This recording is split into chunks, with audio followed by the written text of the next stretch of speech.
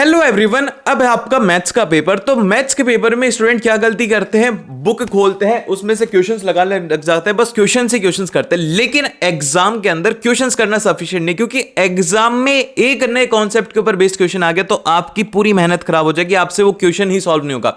तो इसीलिए आपके सारे कॉन्सेप्ट्स का रिविजन प्लस ऑफ फॉर्मूला का रिविजन प्लस ऑफ क्वेश्चंस सभी आज हम लोग इस वीडियो के अंदर रिवाइज करने वाले हैं। इस वीडियो के बाद में आपको कोई भी डाउट नहीं रहेगा, इतना कॉन्फिडेंस आ जाएगा, मैं आपको बता रहा हूं। अगर आप इस वीडियो को पूरा देखते हो तो आपको है ना एनसीईआरटी का कोई भी पेज खोल लेना, कोई भी क्वेश्चन कर लेना, आप उसे डेफिनेटली सही ही करने वाले हो। और ये आपको अपने आप से प्रॉमिस करना होगा। अगर आप सच में चाहते हो कि मैं मैथ्स में अच्छा स्कोर करूं, 80 आउट ऑफ 80 करूं, तो इस वीडियो को पूरा जरूर से देखना है। ज्यादा बड़ा वीडियो नहीं, 3-4 घंटे का वीडियो नहीं है, सिर्फ और सिर्फ 50 से 55 मिनट्स का है, जिसमें क्वेश्चंस भी रिवाइज हो रहे हैं, फॉर्मुलाज भी रिवाइज हो रहे हैं, सारे कॉन्सेप्ट्स भी रिवाइज हो रहे हैं। तो इसलिए बिल्कुल भी मिस मत करना। उसी के साथ में जल्दी से लाइक, शेयर एंड सब्सक्राइब कर लेना। तो चलिए स्टार्ट करते हैं। सबसे पहले जो हम लोग रिवाइज करते हैं वो करते हैं पॉलिनोमियल की। भैया पॉलिनोमियल्स क्या होता है? पॉलिनोमियल की बेसिक डेफिनेशन आप जानते हो, जिसमें कि सबसे ज्यादा इंपॉर्टेंट है वो है क्वाड्रेटिक पॉलिनोमियल। तो क्वाड्रेटिक पॉलिनोमियल जो होता है वो होता है p of x is equal to ax square plus bx plus constant.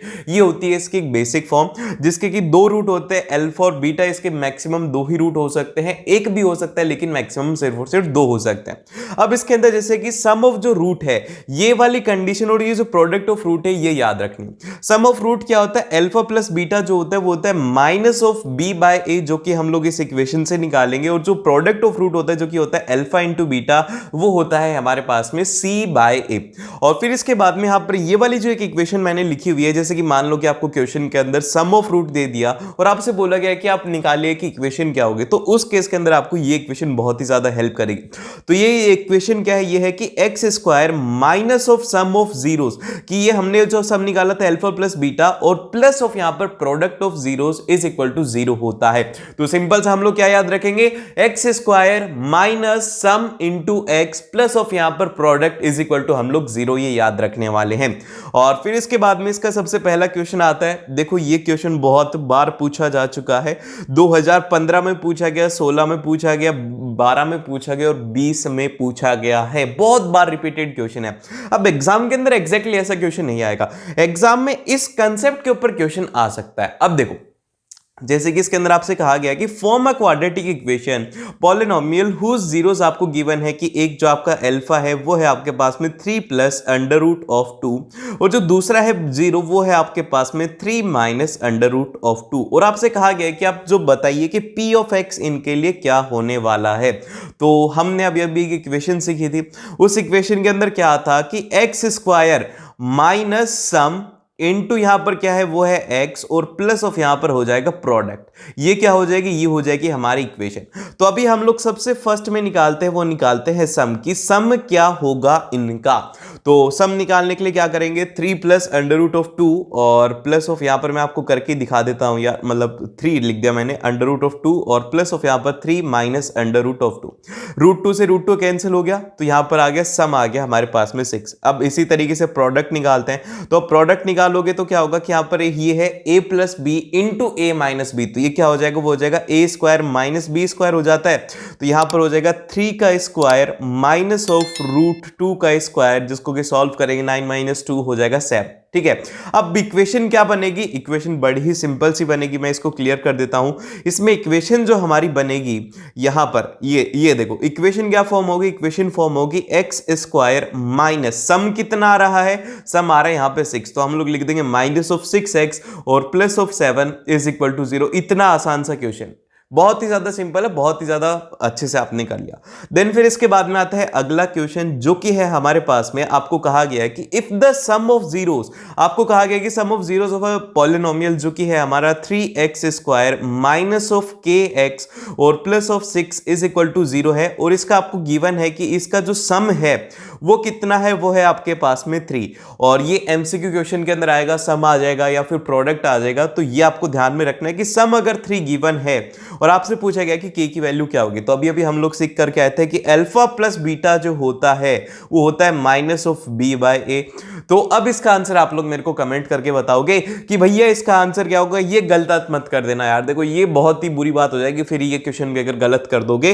Basic equation है वो वाली, कि P of x is equal to यहां पर हो जाएगा ax square plus of bx और प्लस ऑफ कांस्टेंट, यहां से a b की वैल्यू निकालो, पुट करो, जल्दी से k का आंसर कमेंट करके बताओ, जो भी कमेंट करेगा उसको मैं दिल देने वाला हूं। सच्ची में पक्की बात है, करो तो सही, एक बार सॉल्व करो इसको, बहुत ही सिंपल है। देन फिर इसके बाद में अगला जो टॉपिक आता है वो आता है हमारे पास में रियल नंबर। अब देखिए रियल नंबर के अंदर दो चीजें सबसे ज्यादा इंपॉर्टेंट है, दो बेसिक फॉर्मूलाज जिनसे कि एमसीक्यू क्वेश्चन आने की पॉसिबिलिटी होती है। तो सबसे पहला तो है कि HCF of any two number, यहां पर जैसे कि अगर आप HCF निकाल रहे हो A और B का, और अगर उसी का ही LCM निकालो A और B का और उन दोनों को मल्टीप्लाई कर देते हो तो आपके पास में जो आंसर आता है वो आपको मिलेगा, जो कि आप लोग उनका प्रोडक्ट करोगे, A इंटू B करोगे, वो आपको मिलेगा HCF into LCM of them. ठीक है, समझ रहे हो। देन फिर इसके बाद में नेक्स्ट जो सेकंड पॉइंट आता है वो है हमारे पास में कि HCF हम लोग कहां पर निकालते, जहां पे कि हमें मैक्सिमम ऑफ निकालना होता है, जो भी हमें गिवन नंबर होते हैं वहां पर हम लोग निकालते हैं उसका HCF। जैसे कि आपका वो NCERT का एग्जांपल वाला है ना, कि उसके अंदर वो काजू कतली उसको अरेंज करनी होती है कि मिनिमम में आए, तो वो क्या करते हैं वहां पर हम लोग LCM निकालते हैं। तो ऐसे ही अगर आपको मिनिमम निकालना है तो LCM, मैक्सिमम निकालना है तो आपको निकालना होगा HCF। और इसको ऐसे भी याद रख सकते हो, H मतलब हाईएस्ट, हाईएस्ट का मतलब क्या हो जाएगा, वो हो जाएगा मैक्सिमम। समझ रहे हो, सिंपल सी बात है। लेकिन अब एग्जाम के अंदर ये थोड़ी आएगा, ये आएगा तो MCQ के अंदर आएगा। लेकिन जो क्वेश्चन आता है बहुत बार पूछा जा चुका है वो ये है कि show that the under root of 5 जो है वो एक इर्रेशनल नंबर है, ये आप कैसे प्रूव करेंगे। ये प्रूफ वाला क्वेश्चन आ सकता है, 3 मार्क्स के अंदर ये आएगा। तो आपको कैसे लिखना है, क्या क्या स्टेप्स लिखने हैं वो मैं आपको बताता हूं। सबसे पहले तो आपको क्या करना है कि इसने कहा है कि इरेशनल प्रूव करो, तो आप उल्टा एज्यूम कर लो। आप एज्यूम करो कि let us assume to the contrary that the root 5 is rational. इसने कहा कि रैशनल है, आप बोल रहे हो कि भैया रैशनल है, मैंने मान, ठीक है, आपने अपने मन से मान लिया। तो अब जब ये रेशनल होता है तो कोई भी अगर रेशनल नंबर R होता है तो उसको हम लोग क्या लिख सकते हैं, P बाय Q फॉर्म में लिख सकते हैं। और यहां पर जो P और Q होते हैं ये क्या होते हैं, ये होते हैं को प्राइम नंबर होता है। ठीक है, तो यही हमने किया कि हमारा जो अंडर रूट ऑफ 5 है इसको हमने क्या कर दिया, P बाय Q की फॉर्म में लिख दिया। अब इसके बाद में क्या करेंगे, अब इसके बाद में हम लोग कर देंगे कि रूट 5 है, रूट 5 अच्छा नहीं दिख रहा तो क्या करो भैया, इसका स्क्वायर कर दो। तो यही किया हमने कि रूट 5 का स्क्वायर कर दिया और इसका भी स्क्वायर कर दिया। तो यहां से इक्वेशन बनेगी, वो बनेगी पी स्क्वायर अपॉन में Q square is equal to 5। ठीक है, अब इसके बाद में क्या करते हैं हम लोग, क्यू को इधर भेज देते, 5 को इधर ले आते, तो ये हो जाएगा पी स्क्वायर अपॉन में 5 is equal to Q square. भैया ये क्यों किया, अभी आएगा समझ में। यहां पर क्या है, क्यू एक नंबर है और पी एक नंबर है, और हम लोग जो 5 है इसको डिवाइड कर रहे हैं। तो जब नंबर कब डिवाइड होता है, जब वो उसका फैक्टर होगा। तो यहां से हम लोग कंक्लूड करेंगे कि जो यहां पर पी है जो कि 5 से डिवाइड हो रहा है, तो इसका मतलब ये है कि 5 एक उसका फैक्टर है। मतलब हम लोग पी को क्या लिख सकते हैं, पी को हम लोग कोई भी एक नया नंबर लिख देंगे, P is equal to 5 into, आप कोई भी लिख सकते हो, के लिख सकते हो, आर लिख सकते हो, ये आप लिख सकते हो, क्योंकि पी क्या है, इसका एक फैक्टर है। ठीक है, ये आपने लिखा। अब इसके बाद में क्या कर रहे हैं कि अभी ये जो हमने लिखा है ना p इज इक्वल टू 5 के, इसको हम लोग इस इक्वेशन के अंदर पुट कर देते, जो कि हमारी पहली इक्वेशन थी ना, p बाय q का square is equal to under root of 5 का स्क्वायर। तो वो इसमें हम लोग क्या करते हैं, p की वैल्यू रख देते हैं, मतलब इसके अंदर रख दो, यहां पे इसमें। ठीक है, इसके अंदर वैल्यू रखोगे तो आपके पास में क्या फॉर्म होगा, आपके पास में इस तरीके से इक्वेशन फॉर्म होगी कि 5q square is equal to 5r का स्क्वायर हो जाएगा, क्योंकि p क्या है, वो है हमारे पास में 5r। ठीक है, अभी अभी हमने प्रूव कर दिया था। देन फिर इसके बाद में जब आप इसको सॉल्व करेंगे तो यहां पे आपके पास में इक्वेशन बनेगी q square is equal to 5 of r square. और यहां से अब क्या करेंगे, 5 को इधर ले जाएंगे और ये अब की बार 5 इसके नीचे आ जाएगा। तो यहां से हम लोग बोल देंगे कि q का फैक्टर 5 भी है। और जब p एंड q के दोनों 5 एक इनका कॉमन फैक्टर है, तो ये कैसे हो सकता है पॉसिबल, ये पॉसिबल ही नहीं हो सकता, क्योंकि कॉन्ट्राडिक्ट हो जाएगा। क्योंकि हमने बोला है कि p एंड q, हमारे जो p एंड q है ये क्या है, को प्राइम है, लेकिन इनके बीच में तो कॉमन फैक्टर आ रहा है, इसीलिए हमारा एजम्पशन यहां पर गलत होता है। और जो रूट 5 है वो क्या है, एक इरेशनल नंबर है, क्योंकि हमने क्या माना था, हमने माना था उसको रैशनल, और ये गलत हो गया, इसीलिए क्या हो जाएगा, रूट 5 एक हो जाएगा इरेशनल नंबर। इसके बाद में आता है अगला क्वेश्चन, जो कि है हमारे पास में pair of linear equation into variable. अब इसके अंदर आपको 3 कंडीशन है जो कि विशेष करके याद रखने, जिनसे कि एग्जाम के अंदर क्वेश्चन आता है। तो देखो सबसे पहले तो ये याद रखो कि 2 इक्वेशन होती है, a1x plus b1y plus of c1, ये अलग अलग टर्म्स होती है। ये अगर दोनों टर्म्स है, मतलब कि दोनों इक्वेशन अगर आप इनको सॉल्व करके निकालना चाहते हो कि इनका सॉल्यूशन कैसा होगा, तो यूनिक सॉल्यूशन की कंडीशन होती है कि a1 upon a2 is not equal to b1 upon में b2। यूनिक चाहिए तो क्या करना होगा, किसी के भी आपको बराबर नहीं होना। अगर आपको कुछ यूनिक करना है तो आपको कुछ अलग करना होगा, इसलिए आप याद रख सकते हो कि यूनिक मतलब इक्वल नहीं होगा। और उसी के साथ में अगर आपको नो सॉल्यूशन चाहिए तो एक काम करो कि थोड़ा सा आप कॉपी कर लो और थोड़ा सा बोलो कि मैं कॉपी नहीं कर रहा, तो आपको कोई भी रिजल्ट नहीं मिलेगा। सिंपल सी बात है, a1 upon a2 is equal to b1 upon b2 is not equal to c1 upon में c2। और फिर इसके बाद में आता है अगला, जो कि सबसे ज्यादा इंपॉर्टेंट है, जो कि है हमारे पास में इनफाइनाइट सॉल्यूशन, कि जिसके कि बहुत सारे सॉल्यूशन आ जाएंगे। बहुत सारे सॉल्यूशन कब आएंगे, जब हमारी जो वैल्यू है a1 upon a2 is equal to b1 upon b2 is equal to c1 upon में c2, अगर ये तीनों के तीनों एक साथ इक्वल हो जाते हैं तो यहां पर जो कंडीशन होती है ये होती है हमारे पास में इनफाइनाइट सॉल्यूशन, क्योंकि हमारे बहुत सारे सॉल्यूशन इसके अंदर एग्जिस्ट करने वाले हैं। और एग्जाम के अंदर क्या क्वेश्चन आएगा, एग्जाम के अंदर ये थोड़ी आएगा, ये तो आप लोगों को मैं बता रहा हूं कि एमसीक्यू के लिए इंपॉर्टेंट है, लेकिन एग्जाम के अंदर क्वेश्चन आएगा ये क्वेश्चन है बड़ा ही इंपॉर्टेंट। ध्यान से देखो, इसके अंदर कहा गया है कि the sum of the digit of a 2 digit number is 8। ये देखो, the sum of the digits of a 2 digit number is 8। ये ध्यान से समझना, बहुत ही ज्यादा एक इंपॉर्टेंट क्वेश्चन है। तो हम लोग इसका सॉल्यूशन कैसे करने वाले हैं ये हम लोग देखते हैं। जैसे कि कोई भी एक नंबर बताओ, मैं बोलता हूं कि एक 12 एक नंबर है, तो हम लोग इसको और किस तरीके से लिख सकते हैं, जैसे कि आपने यूनिट और जो 10th डिजिट वाला है वो वाला फंडा समझ सकते हैं, तो वही हम लोग यहां पर यूज में लेंगे। ठीक है, तो यहां पे क्या होता है कि 12 को हम लोग क्या लिख सकते हैं, 12 को लिख सकते हैं, क्योंकि यहां पर जो 1 है ये क्या है, ये है टेंस के ऊपर, और जो 2 है ये क्या है, वंस प्लेस के ऊपर। तो हम लोग इसको लिख सकते हैं कि 1 इंटू 10 और प्लस ऑफ 2 इंटू 1, ये करोगे तो आपके पास में आंसर इसका आ जाएगा। तो अभी हमें भी क्वेश्चन के अंदर यही करना है। ध्यान से देखो कि इसके अंदर कहा गया कि the sum of the digit of a 2 digit number is 8। अब जैसे कि इसका सम क्या हो जाएगा, वो हो जाएगा 1 प्लस 2 जो कि हो जाएगा 3। तो इसी तरीके से हमें एक नंबर को एज्यूम कर लेना है, जो कि हम लोग एज्यूम कर लेते हैं एक्स वाई एज्यूम कर लेते हैं। चलो नहीं, एक्स वाई नहीं, वाई एक्स हम लोग एज्यूम करते हैं। वाई और एक्स हमने एक नंबर को एज्यूम किया है, तो हम लोग इसको कैसे लिख सकते हैं, इसको लिखने का बहुत ही ज्यादा सिंपल तरीका है। y को हम लोग कर देंगे 10 से मल्टीप्लाई, और प्लस ऑफ यहां पर क्या कर देंगे, x को कर देंगे 1 से मल्टीप्लाई। ठीक है, ये होगी हमारे फर्स्ट इक्वेशन जो कि हमने बनाया है कि इनको मल्टीप्लाई करके। अब क्वेश्चन के अकॉर्डिंग हमें क्या किया ना, फर्स्ट स्टेटमेंट में हमसे कहा गया है कि सम ऑफ द डिजिट्स की मतलब क्या क्या डिजिट है, y प्लस ऑफ x, तो ये क्या है, ये है हमारे पास में 8। ठीक है, ये होगी सेकेंड इक्वेशन। अब इसके बाद में थर्ड आता है, and the difference between the number and the number formed by the reversing is 18। की आपका ये जो नंबर है वाई एक्स, अब एक काम करो कि इसको कर दो एक्स वाई और इनका डिफरेंस निकालो, तो आपके पास में जो डिफरेंस आएगा वो आएगा 18 का। तो हम लोग इसको क्या लिख सकते हैं, एक्स वाई को हम लोग लिख सकते हैं भैया कि हो जाएगा 10 ऑफ एक्स प्लस ऑफ यहां पर ये हो जाएगा वाई। ये होगी हमारी इक्वेशन नंबर थर्ड। अब इसमें बोला गया है कि आपको इनका डिफरेंस निकालना है। ठीक है, डिफरेंस निकालना है, तो हम क्या करते हैं कि ये जो इक्वेशन सेकंड है, इससे पहले y की वैल्यू निकाल लेते हैं x की टर्म्स में। तो यहां से हम लोग कह देंगे कि y इज इक्वल टू हो जाएगा 8 माइनस ऑफ x। ठीक है, ये हो गया, ये होगी हमारी नई इक्वेशन, इक्वेशन नंबर, ये होगी हमारी इक्वेशन नंबर फोर्थ। और इसमें कहा गया है कि जो नंबर रिवर्स हुआ है, तो सबसे पहले तो हमारा ओरिजिनल नंबर मतलब कि y of x minus of x y जो है, इसकी वैल्यू आपको गिवन है वो है 18। ठीक है, ये आप ध्यान में रखना कि y of x minus of x y जो है ये है हमारे पास में 18। ये होगी फिफ्थ इक्वेशन। अब हम इसे सॉल्व करते हैं, इसके अंदर वैल्यूज को पुट करते हैं।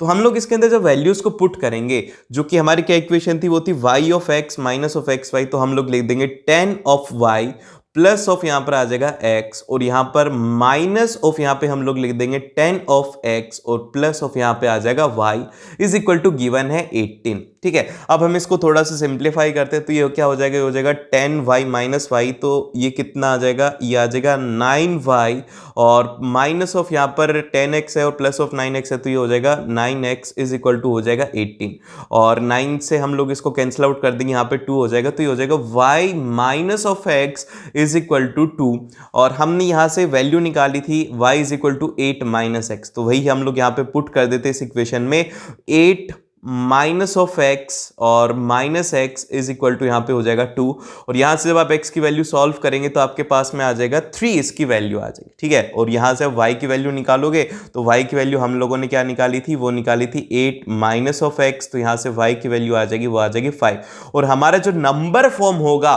हमने क्या एज्यूम करा था, वो करा था y और x, तो हमारा जो नंबर यहाँ पे फॉर्म होगा वो होगा 53, इसका नंबर है।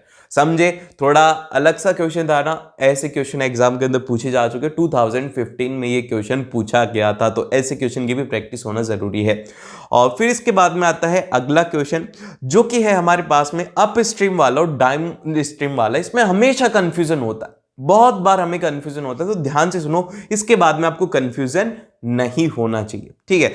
तो हम लोग क्या बोलते हैं कि अप मतलब कि आप ऊपर जा रहे हो, आप हवा में उड़ोगे तो क्या होगा, आपके ऊपर नीचे फोर्स लगेगी। तो यही याद रखो कि जब कभी भी हम लोग अप स्ट्रीम के अंदर जाते हैं तो जो वेलोसिटी ऑफ बोट होती है उसमें से वेलोसिटी ऑफ जो स्ट्रीम होती है उसको हम लोग सबट्रैक्ट करते हैं। और वहीं पर अगर हम लोग डाउन आते, जैसे कि आप छत से नीचे कूदोगे तो आप बहुत ही ज्यादा स्पीड से आओगे, तो स्पीड से आओगे मतलब क्या होगा कि यहां पर इसके अंदर ऐड हो जाएगा। तो हम लोग इसके अंदर कहेंगे कि डाउन के अंदर क्या होगा कि वेलोसिटी ऑफ बोट जो है वो ऐड हो जाएगी वेलोसिटी ऑफ स्ट्रीम के साथ में। ये आपको कंसेप्ट इसमें याद रखना है, ये बड़ा ही सिंपल सा कंसेप्ट है, ये आपको याद रखना है। अब हमारा क्वेश्चन क्या कहता है ये हम लोग देखते हैं।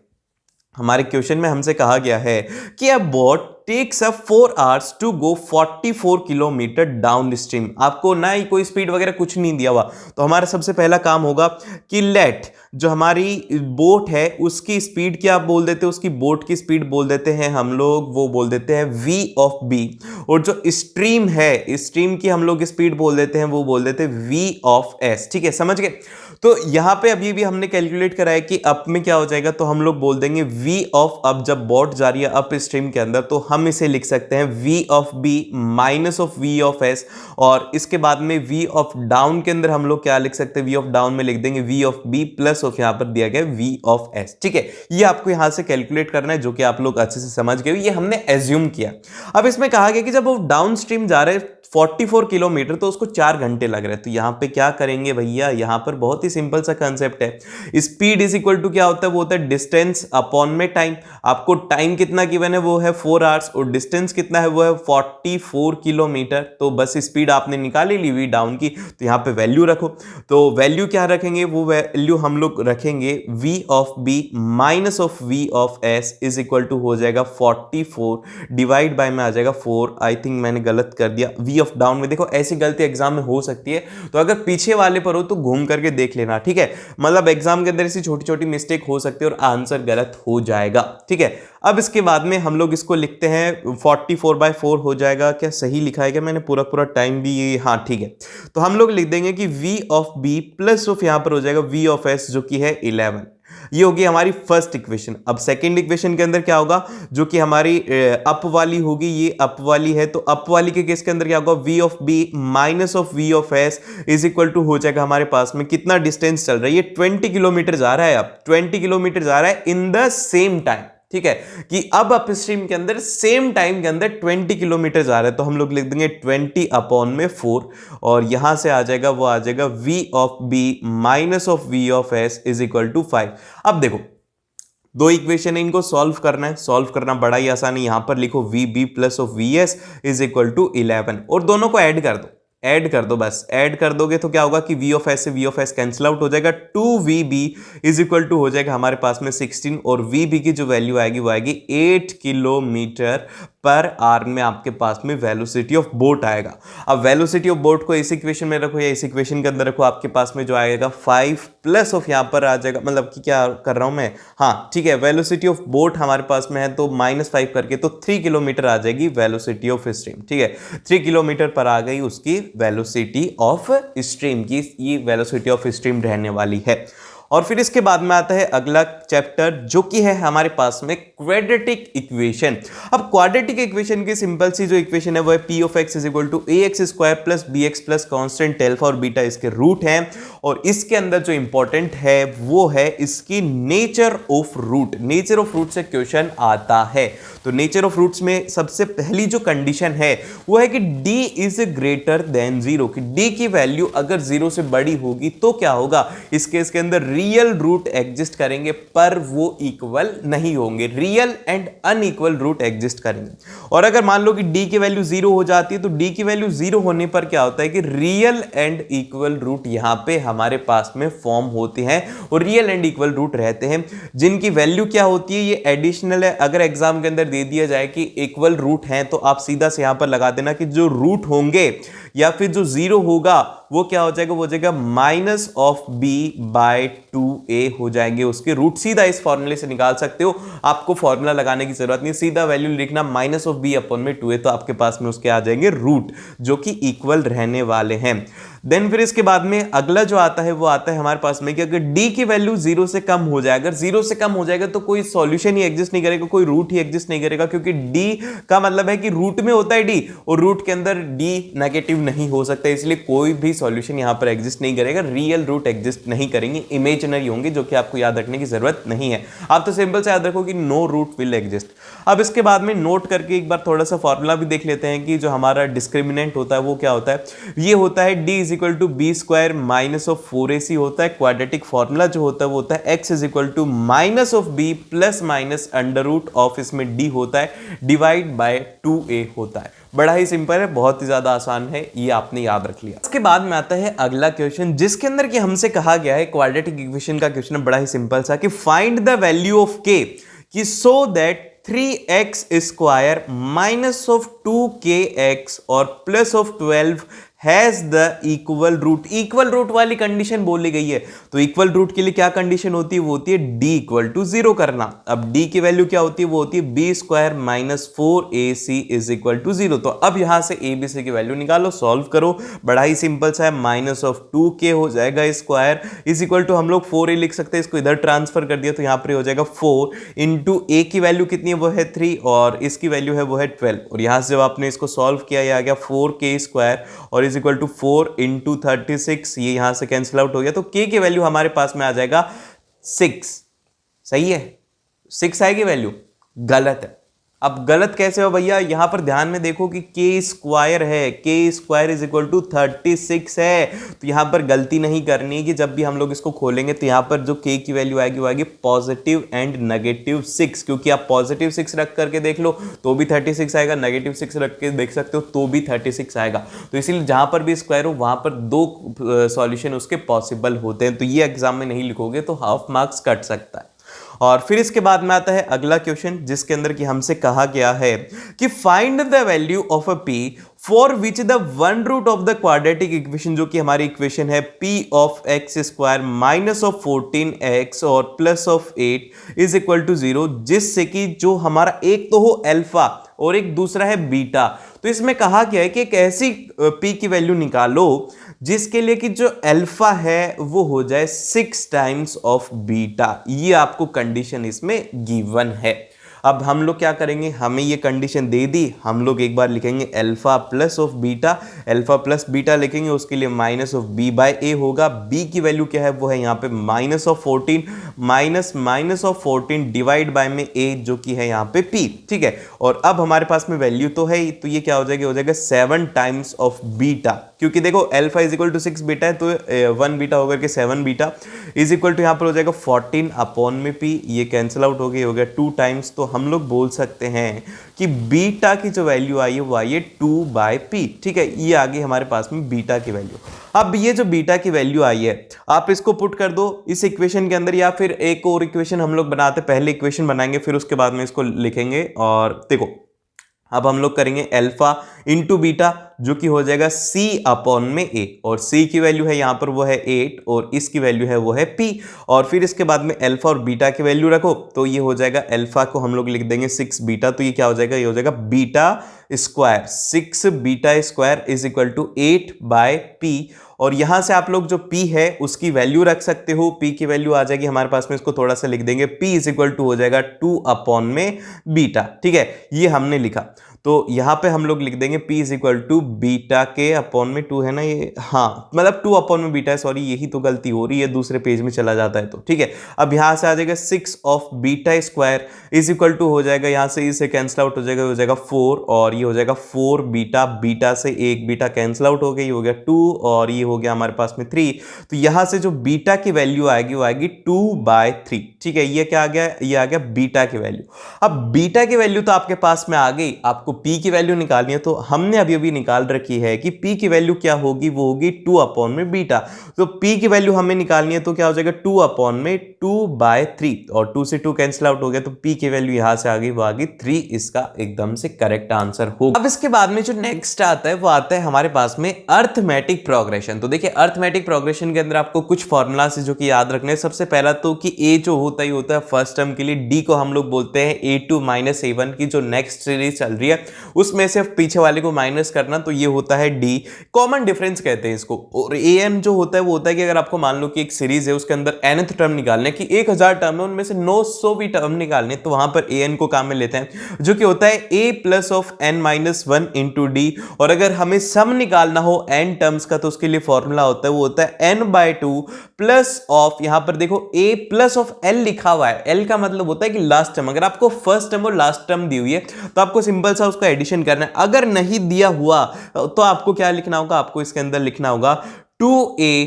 Plus of n minus 1 into D, इसका फॉर्मूला रहेगा अगर आपके पास में फर्स्ट टर्म और लास्ट टर्म नहीं है तो। और फिर इसके बाद में आता है नेक्स्ट, इसका सबसे पहला क्वेश्चन है। इसके क्वेश्चन के अंदर हमसे कहा गया है कि आपके पास में एक एपी है, एपी भी देखो कैसी है 20 है, फिर उसके बाद में 19.25 है, फिर उसके बाद में यहाँ पर 18.25 है और इसी तरीके से ये सीरीज चलती जा रही है। तो आपको बताना है कि क्या होगा इसका आंसर। तो देखो ध्यान से देखो, ये बहुत ही ज्यादा इंपॉर्टेंट है। तो हम लोग इसको कैसे सॉल्व करेंगे, इसको सॉल्व करने का तरीका बड़ा ही सिंपल है। 0.25 का बात है, जब हम लोग इसको क्या करते हैं 4 से डिवाइड करते हैं जब ये आता है, तो हमें यही करना होगा। सिंपल से क्या करेंगे, हम लोग इसके 0 को हटा देंगे, 192 को हटा देंगे, मतलब क्या करना है सिंपल सा, इसके 0 को हटा देंगे, डिवाइड बाय 100 कर देंगे और इनको कैंसिल आउट करें। ठीक है, 25 से कैंसिल आउट करेंगे तो यहां पे हमारे पास में जो आंसर आएगा वो आएगा यहां पे 77 अपॉन में 4। ये मेरे को कैसे पता लगा कि भैया ये होगा, तो देखो यहां पर देखो 25 है, तो 25 मेरे दिमाग में आया कि 25 हम लोग कैसे बना सकते, तो हम लोग इसको 4 से डिवाइड करेंगे, तो हमने ये क्लिक किया। ठीक है, ये होगी। फिर अगली टर्म क्या है, वो है यहां पर 73 अपॉन में 4। ठीक है, ये होगी इसकी अगली टर्म। अब इसके बाद में हम लोग इसका निकालते हैं इसका कॉमन डिफरेंस। तो हम इसका कॉमन डिफरेंस कैसे निकालेंगे, d इज इक्वल टू हो जाएगा 77 अपॉन 4 माइनस ऑफ हम लोग करेंगे इसमें से 20, तो यहां पे क्या आ जाएगा, आ जाएगा 77 माइनस ऑफ 80/4। तो यहां से d जो आएगा वो आएगा नेगेटिव माइनस ऑफ 3/4। एग्जाम में घबराना मत, अगर d नेगेटिव है, d नेगेटिव हो सकता है, ये आपको याद रखना है। ठीक है, d की वैल्यू आ गई और जो a है इसकी वैल्यू तो है ही हमारे पास में 20। तो हमसे पूछा गया है कि ऐसी टर्म बताओ जो कि नेगेटिव होगी, तो हम लोग इसे कैसे करेंगे, ये देखो। तो an का कहा गया है कि an जो होना चाहिए वो होना चाहिए आपका लेस देन 0 होना चाहिए, तो वही हम लोग करते हैं। an के फॉर्मूला के अंदर वैल्यू पुट करते हैं, a की वैल्यू होगी 20 प्लस ऑफ n हमें निकालना है -1 इंटू d की वैल्यू क्या है, यहां पर d की वैल्यू जो है वो है आपके पास में माइनस ऑफ 3/4 है इसकी वैल्यू, जो कि होना चाहिए लेस देन 0। ठीक है, अब आप इसको सॉल्व करेंगे, हो जाएगा n-1 और फिर इसके बाद में यहां पर ये नेगेटिव में रखेंगे 3/4, इसको इधर ट्रांसफर कर देते तो ये हो जाएगा -20।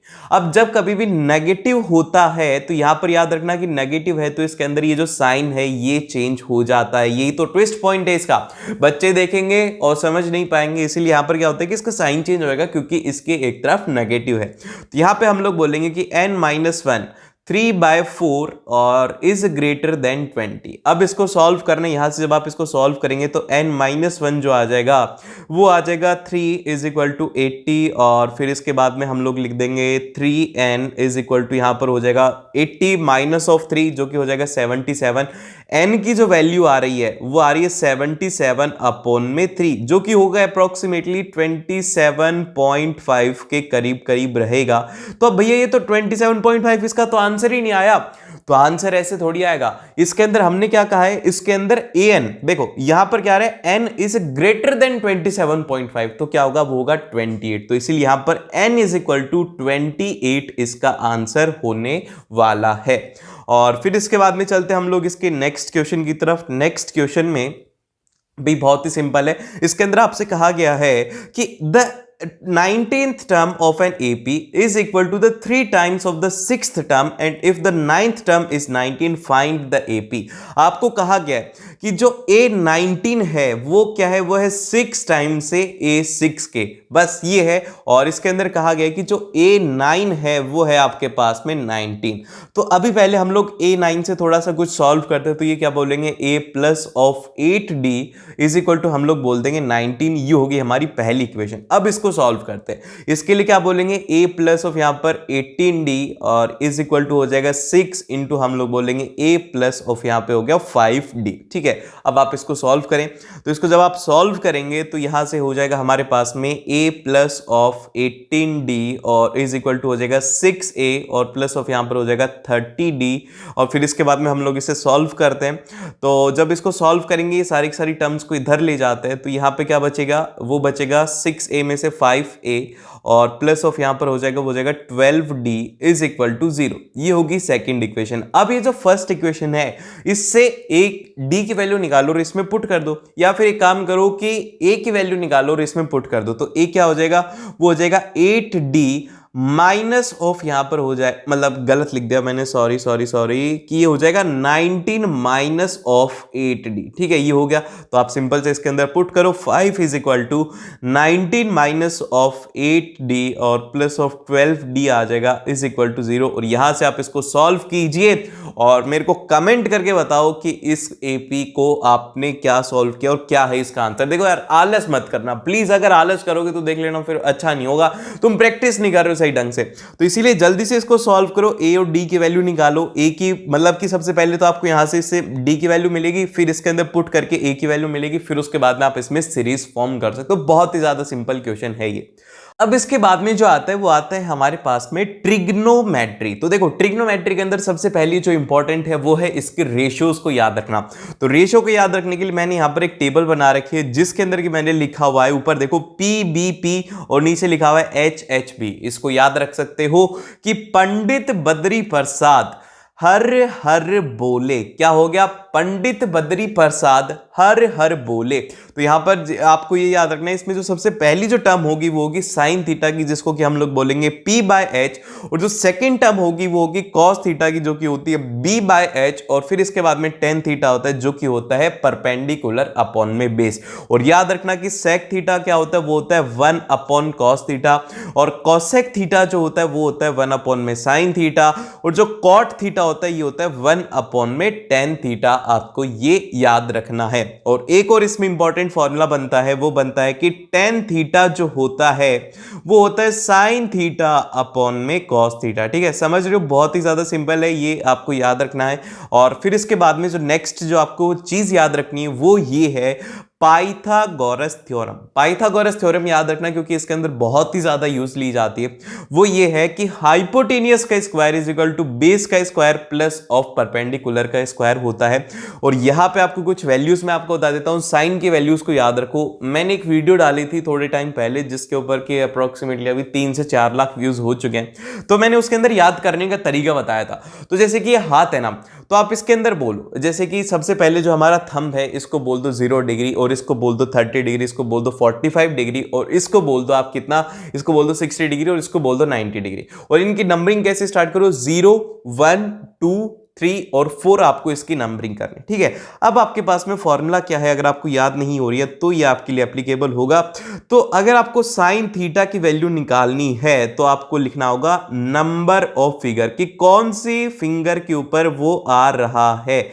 अब जैसे कि मान लो डिवाइड बाय में आपको 2 कर देना है, जैसे कि मान लो आपको निकालना है 45 डिग्री, ठीक है, 45 डिग्री निकालना है, साइन ऑफ 45 कितना होगा।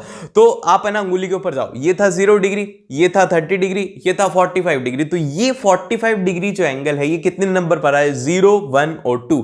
तो ये 2 के ऊपर आ रहे, तो क्या हो जाएगा, ये हम लोग लिख देंगे √2/2, और यहां से जब आप सॉल्व करेंगे तो यहां पर √2 आ जाएगा, 1/√2। इस तरीके से आप इस वैल्यू को याद रख सकते हो। और कॉस की वैल्यू को याद रखने के लिए इसको उल्टा कर देना, उसके अंदर उल्टा सीक्वेंस स्टार्ट हो जाता है कि जो cos ऑफ 90 है वो हो जाता है 0, साइन ऑफ जो हमारे पास में 60 डिग्री होता है वो होता है 1/2, और cos ऑफ 45 डिग्री जो होता है वो होता है 1/√2 ही होता है, और जो cos ऑफ 30 डिग्री होता है वो होता है √3/2, और cos ऑफ 0 होता है वो होता है 1। उसको उल्टा कर देना। और फिर इसके बाद में जो नेक्स्ट आता है वो आता है हमारे पास में आइडेंटिटी। 2 आइडेंटिटी सबसे ज्यादा इंपॉर्टेंट है। सबसे पहली sign square theta plus of cos square theta जो होता है ये होता है 1।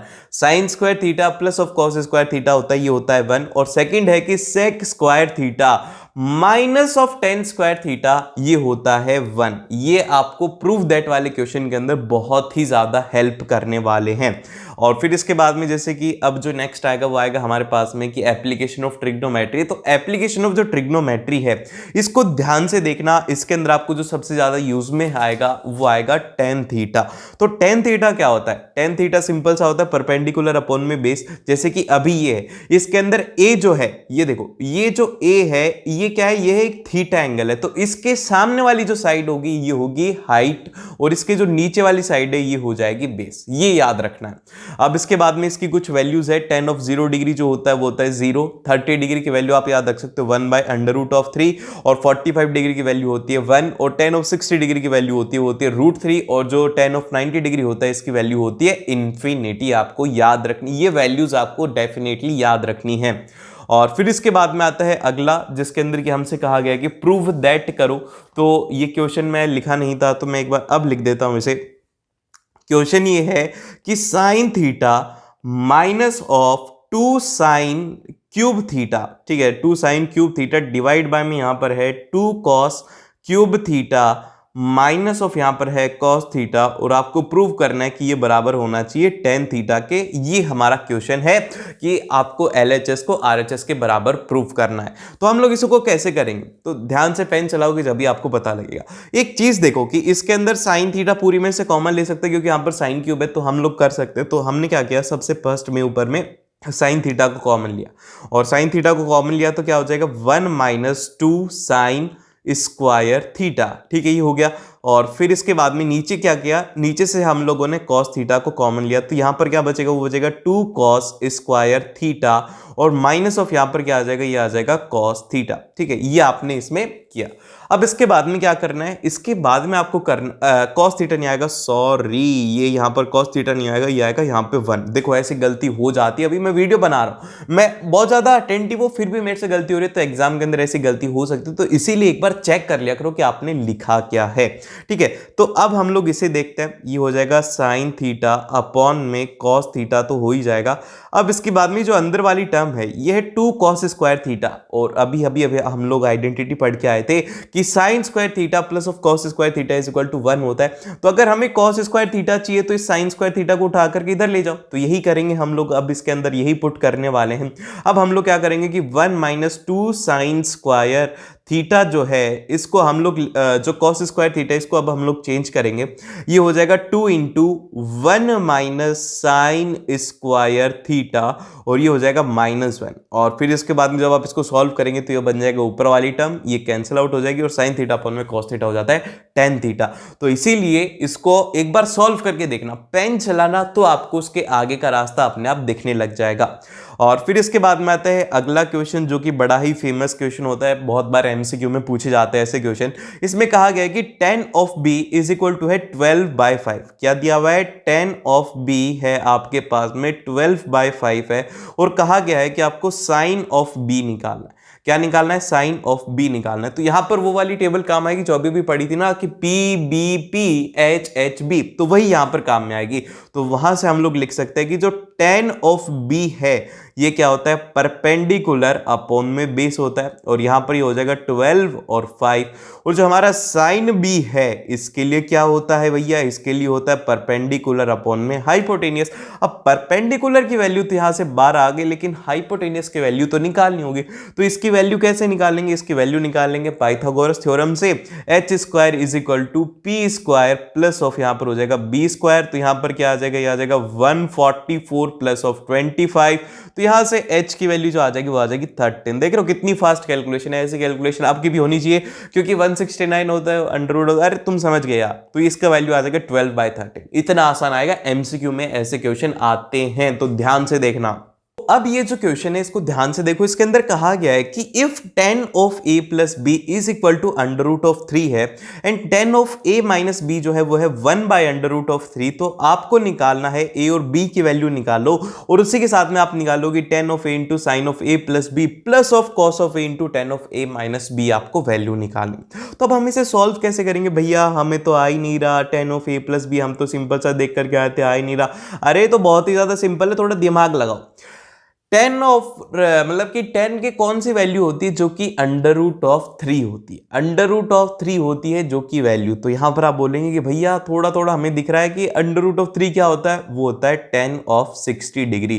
तो मतलब क्या हुआ कि भैया जो tan के अंदर वाली जो वैल्यू है यहां पर a प्लस बी है, तो वो 60 के बराबर होनी चाहिए। अरे समझ गए ना, tan of a plus B वो क्या होना चाहिए, वो होना चाहिए 60 डिग्री। ये होगी हमारी पहली इक्वेशन। अब दूसरी इक्वेशन के अंदर हमसे कहा गया है कि tan of a minus B is equal to क्या है, वो है 1/√3, जो कि हमारे पास में होता है tan ऑफ 30 डिग्री। तो ये वाली इक्वेशन हमसे कहना चाह रही है कि a माइनस बी की वैल्यू क्या कर दो, वो कर दो 30 डिग्री। ये होगी सेकंड इक्वेशन। अब इन दोनों इक्वेशन को फर्स्ट को सेकंड को ऐड कर दो, तो ये हो जाएगा 2a, b से b कैंसिल आउट हो जाएगा, ये आ जाएगा 90 डिग्री, और a की वैल्यू यहां से आ जाएगी, वो आ जाएगी आपके पास में 45 डिग्री आ जाएगी a की वैल्यू। और अब हम b की वैल्यू निकालेंगे, तो b की वैल्यू क्या आएगी, वो आएगी आपके पास में 15 डिग्री आ जाएगी b की वैल्यू।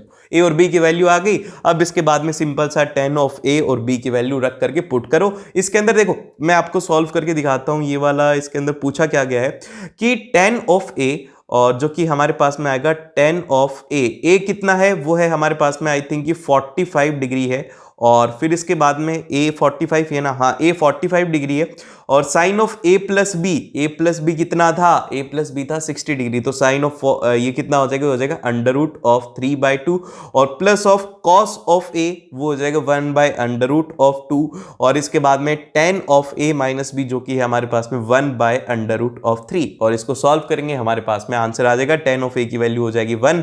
तो आंसर जो होगा वो होगा हमारे पास में √3/2 प्लस ऑफ यहां पर आ जाएगा 1/√6। ठीक है, इस तरीके से आपको इसको सॉल्व करना है, बहुत ही ज्यादा सिंपल है। इसके बाद में आता है अगला क्वेश्चन, जो कि है हमारे पास में सम एप्लीकेशन ऑफ ट्रिग्नोमेट्री से। तो ध्यान से देखो, बड़ा ही सिंपल सा क्वेश्चन है। इसके अंदर कहा गया है कि द एंगल ऑफ एलिवेशन, देखो एप्लीकेशन ऑफ ट्रिग्नोमेट्री से क्वेश्चन आता है तो उसका बस डायग्राम ड्रॉ कर लेना, पूरा काम वहां पे हो जाएगा। तो इसके अंदर कहा गया है कि the angle of elevation of the top of the vertical tower from the point on the ground is 60 degree. कि भैया एक जो ऊपर है टॉप वाले पॉइंट का, और जो नीचे वाला पॉइंट है उसका जो एंगल ऑफ एलिवेशन है वो है 60 डिग्री। और एक बात याद रखना कि अगर ऊपर ही ऊपर वाला पॉइंट होगा और नीचे ज्वाइन होगा तो उसका एंगल आपके पास में ज्यादा होगा एज कंपेयर टू जो कि ऊपर होगा हाइट पे, उसका एंगल यहां पे कम होगा। तो यहां पे आप लोगों को कंफ्यूजन नहीं होना चाहिए। फ्रॉम द अनदर पॉइंट जो कि 10 मीटर ऊपर है, वहां पर जो उससे एंगल ऑफ एलिवेशन है वो है 45 डिग्री। तो आपको निकालने की हाइट ऑफ टावर क्या होगी, बड़ा ही सिंपल है। आप इसको कैसे सॉल्व करेंगे ये मैं आपको बताता हूं। इसके अंदर आप सबसे पहले सिलेक्ट करेंगे एक ट्रायंगल। ठीक है, एक ट्रायंगल हम लोग लेते हैं सबसे पहले, नीचे वाला PTO हम लोग ट्रायंगल लेते हैं। ठीक है, अब इस PTO के अंदर हमने जो नीचे वाली लेंथ मानी है वो मानी है x मीटर, जो PO वाली लेंथ है इसको माना है हमने x मीटर। तो हम लोग यहां पे कहेंगे कि जो tan ऑफ 60 डिग्री है वो क्या हो जाएगा, वो हो जाएगा OT डिवाइड बाय में क्या हो जाएगा, वो हो जाएगा OP। ठीक है, अब इसके बाद में OT की वैल्यू क्या है, OT की वैल्यू है हमारे पास में हम बोल देते हैं इसको पूरी पूरी h बोल रखा है, तो tan ऑफ 60 डिग्री की वैल्यू होती है वो होती है √3 और OT की वैल्यू जो है वो है h मीटर और डिवाइड बाय में कितना है वो है x मीटर। तो ये होगी फर्स्ट इक्वेशन। अब सेकंड इक्वेशन के लिए हम लोग लेंगे दूसरा ट्रायंगल जो कि होगा हमारा ट्रायंगल ATB, इसका ट्रायंगल होगा। इसके लिए हम लोग लिखेंगे tan of 45 degree is equal to, ये जो हाइट है यहां पर आपको 10 मीटर दिया हुआ है, तो ये बची हुई हाइट कितनी हो जाएगी, हो जाएगी h माइनस 10। तो यहां पर हम लोग लिखेंगे कि h माइनस 10 डिवाइड बाय में क्या आ जाएगा, वो आ जाएगा x। और यहां पर tan ऑफ 45 डिग्री की जो वैल्यू होती है वो होती है 1, तो हम लोग बोल देंगे कि h minus 10 is equal to हो गया x। ये होगी हमारी इक्वेशन। इक्वेशन नंबर कौन सी होगी, होगी पहली, मतलब दूसरी इक्वेशन। अब ये जो दूसरी इक्वेशन है इसकी वैल्यू को यहां पर डाल दो, x की वैल्यू को यहां पर डाल दो, तो क्या हो जाएगा, ये हम लोग इसको देखते हैं कि क्या होगा। ये हो जाएगा, क्या था, √3 डिवाइड बाय में था h और यहां पर क्या था, ये था h माइनस 10। तो आप इसको सॉल्व करेंगे, हो जाएगा √3h और minus of 10 √3 is equal to हो जाएगा h, और आप h को इधर ले आएंगे तो हो जाएगा √3 माइनस 1 इज इक्वल टू 10 √3। यहाँ पे h आ गया, तो हाइट जो आएगी वो आएगी 10√3 डिवाइड बाय में √3 माइनस 1 होगा इसका आंसर। समझ के, बड़ा ही सिंपल है, बहुत ही ज्यादा आसान है। थोड़ी सी कैलकुलेशन आपको इसमें करनी होती है, अलग अलग ट्राइंगल को एज्यूम करना, आसानी से इसको सॉल्व कर जाओगे। के बाद में आता है नेक्स्ट क्वेश्चन जो कि है हमारे पास में कोऑर्डिनेट ज्योमेट्री से। तो कोऑर्डिनेट ज्योमेट्री के अंदर आपको सबसे पहले याद रखना है डिस्टेंस फार्मूला। डिस्टेंस फार्मूला क्या होता है, दो पॉइंट के बीच की डिस्टेंस रहेगी जो कि होगी x2 minus x1 square plus y2 minus y1 square, और ये आपको डिस्टेंस दे देगा, उसका रूट करती है आपके पास में डिस्टेंस आ जाएगा। देन फिर इसके बाद में अगला जो पॉइंट आता है वो आता है सेक्शन फार्मूला का, कि अगर एक पॉइंट है जैसे कि a और b एक लाइन सेगमेंट है, इसके अंदर एक p पॉइंट है, इनको एक रेशियो के अंदर डिवाइड कर रहा है m1 रेशियो m2 के अंदर, तो आप p का जो कोऑर्डिनेट है उसको कैसे निकालेंगे, तो वो ध्यान से देखिए। इसके अंदर अगर आपको x कोऑर्डिनेट निकालना है तो आपको x कोऑर्डिनेट ही रखने a और b के, तो यहां पर जो m1 है उसको आप करेंगे x2 के साथ में। देखो यहां पर m1 रेशियो ये वाला है, लेकिन हम क्या करेंगे कि m1 को x2 के साथ में मल्टीप्लाई करेंगे और m2 को हम लोग x1 के साथ में मल्टीप्लाई करेंगे। ये याद रखना कि m2 x1 के साथ में होगा और m1 x2 के साथ में होगा, और यही y के अंदर भी फॉलो होगा। तो ये हो जाएगा m1 x2 plus of m2 x1 divide by में आ जाएगा m1 प्लस m2, और जो p ऑफ y होगा ये होगा m1 y2 plus of m2 y1 divide by में आ जाएगा m1 प्लस ऑफ m2। अब इसके बाद में आता है इसका सबसे पहला क्वेश्चन, जिसके अंदर कि हमसे कहा गया है, क्या कहा गया है कि एक पॉइंट p है। P क्या है, P एक पॉइंट है जो कि है हमारे पास में K-1, 2, जो कि एक इक्वी डिस्टेंस है। एक पॉइंट है हमारा B और एक है पॉइंट B, ठीक है। ये इससे इक्वी डिस्टेंस के ऊपर है कि मतलब 1:1 का मामला है इनमें, और इसमें कहा गया है कि आपको K की वैल्यू निकाल। बड़ा ही सिंपल है यार। इसके अंदर सबसे पहले तो हम लोग इसकी वैल्यू लिख देते, वो लिख देते 3K, और यहाँ पे हम लोग लिख देंगे K5, ठीक है। K5 हो गया इसकी वैल्यू। तो हम यहाँ पे बोल सकते हैं कि जो आपकी डिस्टेंस होगी P से लेकर के A तक की, और जो P से लेकर के B तक की डिस्टेंस है, ये यहां पर बराबर होगी, ठीक है। ये हम बोल सकते हैं, बड़ा ही आसान है, ये बोल सकते हो। अब जब आपने ये कहा तो इसको सॉल्व करो भैया, ये क्वाड्रेटिक के अंदर जाएगा। ध्यान से देखना, P A is equal to P B करना है, तो हम यहां पर पी ए की वैल्यू निकालते हैं। पी ए की वैल्यू क्या होगी, ये हो जाएगा अंडर रूट, ठीक है। और यहां पे हम क्या करेंगे, वो करेंगे अंडर रूट ऑफ, ये एक सेकंड एक काम करते हैं। इसके अंदर अंडर रूट आ रहा है ना, तो अंडर रूट को हटा देते हैं। तो हटाने के लिए क्या करेंगे, इन दोनों तरफ स्क्वायर कर देंगे, तो हम बोलेंगे कि P A square is equal to P B square, जिससे कि रूट हट जाएगा और हम लोग सीधी वैल्यू इसके अंदर रख देते हैं। तो ये इक्वेशन बन रही है P A square is equal to P B square. तो आपको रूट लगाने की जरूरत नहीं, सीधी वैल्यूज रखो और आपके पास में आंसर होगा। तो हम इसको सीधा लिखते हैं, इसका अगले वाला पॉइंट जो कि होगा हमारे पास में पी ए का स्क्वायर इज इक्वल टू हो जाएगा पी बी का स्क्वायर। तो हम लोग यहां पे सीधी सी वैल्यू रखते हैं पी और पी बी की, तो यहां पर हो जाएगा k -1 माइनस ऑफ 3 का होल स्क्वायर। क्यों हो जाएगा, क्योंकि हम जा रहे हैं पी ए को, तो पी ए के अंदर क्या हो जाएगा, ये जो पॉइंट है पी, ये क्या है, ये है x2, और जो a है ये क्या है, ये है x1, तो ये हो जाएगा k माइनस 1 माइनस 3, और फिर इसके बाद में आ जाएगा x2 माइनस x1, मतलब क्या हो रहा है, मतलब y2 माइनस y1, तो y2 माइनस y1 के लिए क्या आ जाएगा, ये आ जाएगा 2 माइनस k का होल स्क्वायर, और इसको जब आप सॉल्व करेंगे इधर वाले को तो इस इक्वेशन के लिए हम लोग लिखेंगे k minus 1 minus of k का होल स्क्वायर प्लस ऑफ यहां पर आ जाएगा 2 माइनस 5 का होल स्क्वायर। ये तो सिंपल सा फॉर्मूला है, डिस्टेंस फॉर्मूला वही लगाया और कुछ भी नया नहीं गया। और इस इक्वेशन को आपको सॉल्व करना है, इस इक्वेशन को सॉल्व करो तो आपके पास में एक इक्वेशन बनेगी, मैच कर लेना, थोड़ा सॉल्व करो, कष्ट दो अपने हाथों को। तो यहां पर आएगा k square minus of 6k plus of 5 is equal to 0। ये बन गई क्वाड्रेटिक इक्वेशन और इसको सॉल्व करना है। तो यहां से आपके पास में इसके दो रूट आएंगे, k माइनस 1 और k माइनस 5, तो आपके पास में दो वैल्यूज आ जाएंगी k की, कि k इज इक्वल टू 1 भी हो सकता है और k इज इक्वल टू यहां पर 5 भी हो सकता है। ये आपको अच्छे से याद रखना है कि दो वैल्यू आ सकते हैं क्वाड्रेटिक इक्वेशन में, क्वेश्चन पूछा जा सकता है तो ये कोऑर्डिनेट का, लेकिन इसके अंदर क्वाड्रेटिक घुसा दिया गया है। और फिर इसके बाद में आता है इसका अगला क्वेश्चन, जिसका कि कंसेप्ट थोड़ा सा हटके है, तो ध्यान से सुनना। इसके अंदर कहा गया है कि फाइंड अ पॉइंट P, कि एक पॉइंट P निकालो ऑन द y एक्सिस, के एक y एक्सिस के ऊपर पॉइंट P निकालो which is a equi distance from the point A, और B से इक्वी डिस्टेंस के ऊपर हो, और and also find the distance of AP, ये निकाल। लेकिन यहां पर गलती ये, मतलब कि ट्विस्ट ये है कि आपको जो पॉइंट है वो गिवन है y एक्सिस के ऊपर, तो आप क्या करोगे, आप कुछ भी नहीं, आप तो ये इग्नोर कर दोगे। आप क्या करोगे कि भैया अभी तो आपने करवाया था P इक्वल टू P भी करेंगे और वही फॉर्मूला लगा देंगे। अरे नहीं लगाना, यहां पर मेहनत नहीं करनी। क्यों नहीं करनी?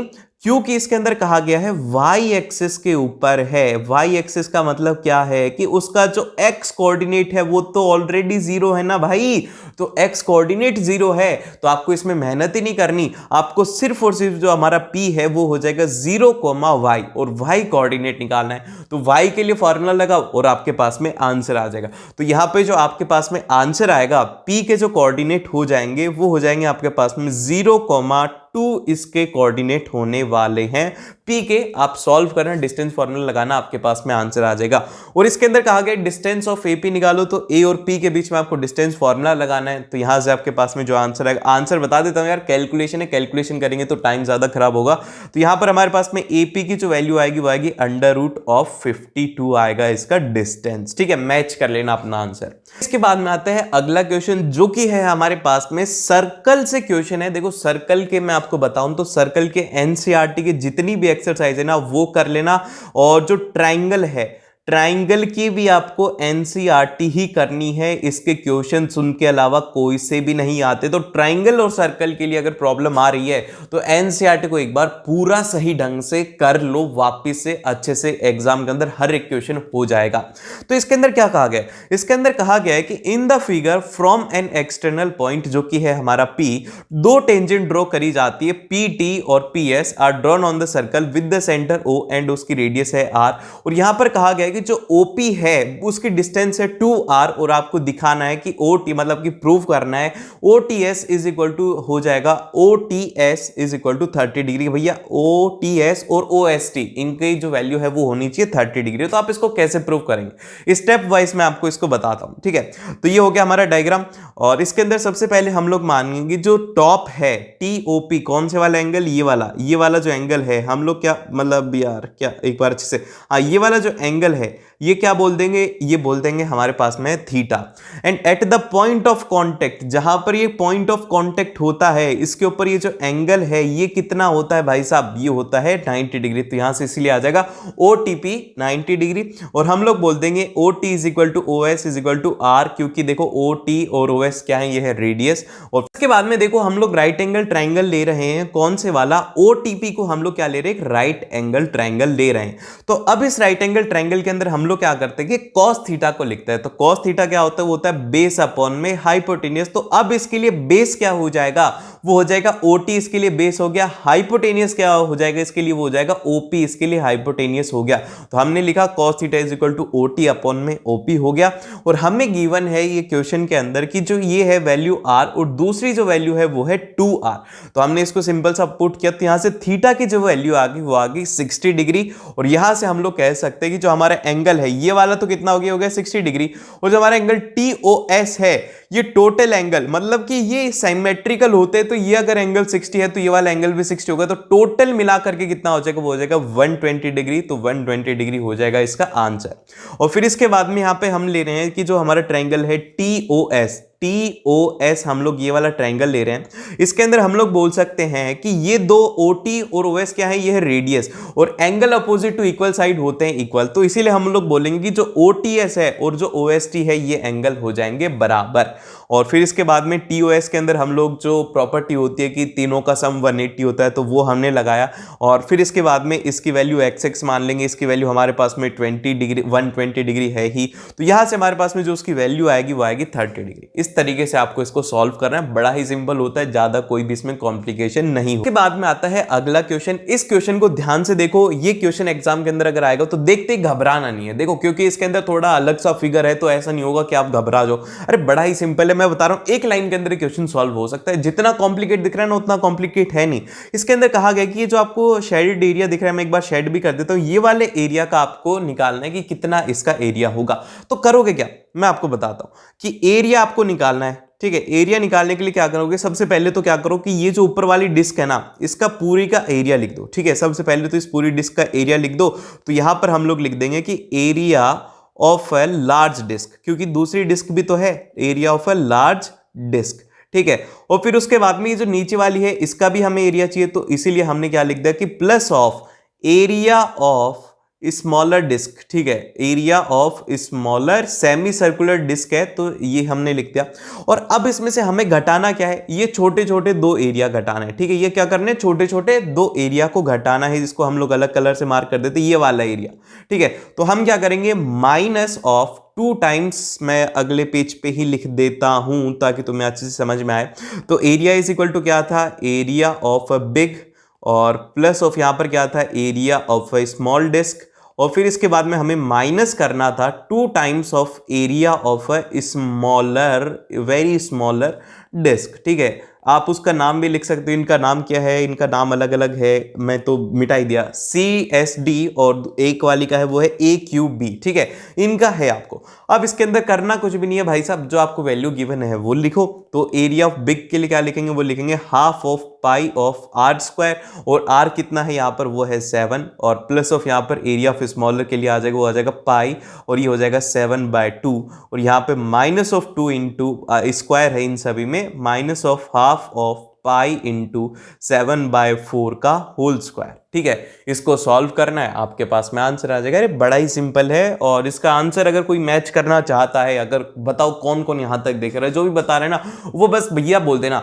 एक ऐसे थम्स अप बता देना, बस कमेंट करके बता दो थम्स अप कि आप इस वीडियो को यहां तक देखो, क्योंकि यहां तक सिर्फ और सिर्फ वही बच्चे आते हैं जो कि अच्छा स्कोर करते हैं। तो बस जल्दी से कमेंट्स के अंदर थम्स अप कर दो, मेरे को पता लग जाएगा कि हाँ भैया तुमने वीडियो को पूरा देखा है, ठीक है। तो आप इसको सॉल्व करें, तो आपके पास में जो आंसर आएगा वो आएगा 693 अपॉन में 8 इज इक्वल टू हो जाएगा 86.625 आपके पास में इसका आंसर होने वाला है सेंटीमीटर स्क्वायर। क्या होगा, सेंटीमीटर स्क्वायर आपके पास में इसका आंसर होगा।